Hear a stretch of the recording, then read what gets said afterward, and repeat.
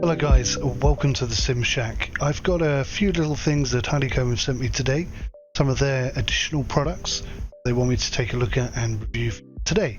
So let's jump in. First things, the GA trim wheel.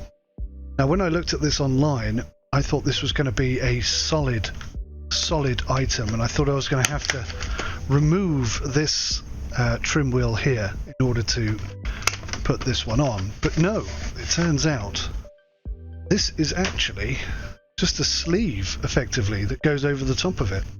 Now the reason for this is because this trim here, this looks like a Boeing trim wheel, and it's not really in keeping with the rest of the setup, so that's where this comes into play. That's what this is for. This is £20, €20, $20, and just slides over the top of the trim wheel very easily. That's it, that's done. There's a little bit of an air pocket there, but that will dissipate pretty quickly. There you go. Massage that into place, and that's it. And I think personally that looks a lot nicer. It's really cool that they've done that. It doesn't slip, it doesn't slide. If you drop the gear lever, that doesn't get in the way of it at all.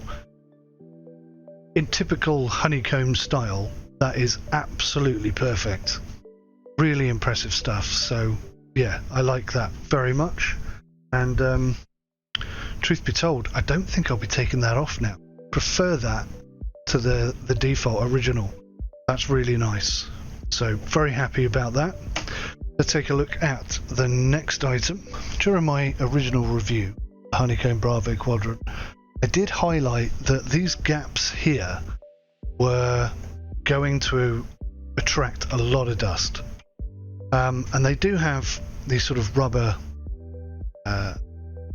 connectors that can sit in these gaps. So if you're not using, say, the middle two, I don't know why that would be, you can cover them. But I was more concerned about the fact that, you know, you are using them and all of your levers are in, put them up for the night, dust is going to get into these gaps. And you can see from my rig just how dusty they get. I mean, to be fair, I've been waiting to install this in the shed, so it has been sat doing nothing for a while, but you can see it definitely attracts dust. And a dust cover seems to be the solution, and here we have an official Honeycomb dust cover. Now, in typical Honeycomb fashion, this has been designed with the utmost attention to detail. We've got this lovely little remove before flight tab on the side here. I really like that. Thrustmaster have been doing things like that for a while. I've got a key here. We've got the Honeycomb aeronautical detailing on the front, and the outside is like a really tough Teflon, and on the inside we have like a fleecy, soft fleecy sort of material. Now you can see, if I hold it up in the right place, you can see it's shaped and designed very much like a yoke or a throttle quadrant is, because both the yoke and the throttle quadrant have the same shape to them. Now it's fixed on the bottom. This bit here is fixed, so it makes like a bucket, if you will, and I think that's a mistake, because if you look at the unit, you can see on this one I've got my radio stack, my 𝗫𝘂𝗃 radio stack, and on the yoke itself I've got the autopilot, 𝗫𝘃 autopilot attached. So the reason why they're installed is because these devices have mounting points to allow you to attach them, but unfortunately that is not going to be big enough to fit over them as well. Now if they got rid of this secured bit at the bottom and maybe had Velcro down the side, then I could Velcro that open and it would work. So I mean, that's a very simple, easy fix that would stop that from being a problem. But with that being said, there are ways to just install it as is. You can see there, that's on the yoke, and that's covering the vast majority of the yoke there. There's only a tiny little bit at the back which isn't being covered. Alternatively, I can turn it around, basically install it backwards. Let's go from the top. That also kind of covers the vast majority, not quite so much, but to be honest with you, the yoke, I mean, the honeycomb particles in here are magnets for dust, and it's really difficult to clear out as well.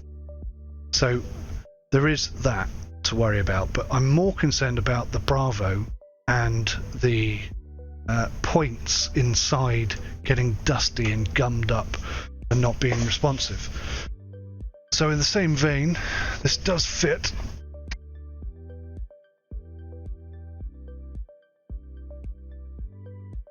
It does fit over quite nicely, and it is completely covered. All of the important stuff is covered there. So as far as a dust mount goes, or a dust sheet goes, it's a thumbs up because it is working. I like this so much, I think I might get another one for this, just so that when it's in use, or not in use rather, it is clean. Now I should have put these up before installing over the top. See there, I mean that doesn't fit perfectly, but it is completely covering all of the ports. So I mean it is doing the job it's intended to do. I just think they just swap that one little section, swap that one little flap at the bottom, make that Velcro, or even just make that a little bit taller, and it will accommodate any devices that you have attached to your yoke. Otherwise, that's only good, really, perfectly, for just the device itself. Which is a bit of a shame, because Honeycomb really do generally think very hard about the design of their products, and I think they kind of missed an opportunity on that one. The dust cover is £35. £35. €35, $35. Now the third thing, and the most exciting thing, is this. It's the throttle pack. The Airbus A319 or the A380 version, and this is about £80. I'll be honest, when you look at it on the website, I thought that was a bit overpriced. See the styling of it. I thought that was a bit extreme. As always, Honeycomb present their levers in these delightful little boxes, so you can keep them safe and secure. They look awesome, and they keep them nice and safe when they're not in use, which is brilliant. Really impressed. But I've got to admit, having already tried to review this 3 times, I have kind of changed my opinion on these. They are expensive, but now I don't feel that they are wildly overpriced for what they are, because they offer some functionality that I didn't even know existed on the Bravo. So let's start with my favourite bit, my second favourite bit actually.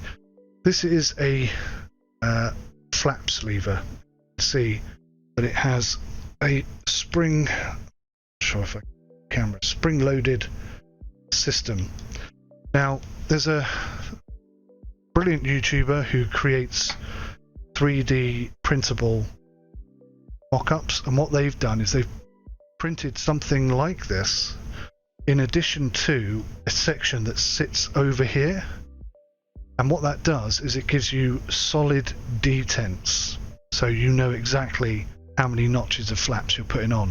Now the problem with that, of course, is each plane has a different set of flap options, so you're going to have to work those lines. But what Honeycomb have done, which I think is quite clever, now if I push it right the way on, so it clicks down like that, they're actually using resistance as a detent. which is really clever because now that will work for any combination of flaps. So if I lift it up, that moves very easily.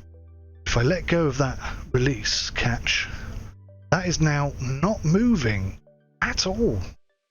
I can move it, and once it gets moving, it's quite easy to move, but it's not intended to work that way. It's supposed to put notches of flaps in there. You're not going to accidentally knock it with your hand. It's not going anywhere. I mean, I have to really, kind of hurts my knuckle to move it. So I really like that. The flaps system is brilliant. So good is that I may use it for my general aviation flight sims as well, because I like it that much. Speed brake, nothing very exciting about the speed brake. It does only go on one way. For some reason I always put it on backwards, so that nothing special about that at all. But now this is what surprised me. Both of the outside throttle levers have these go around buttons.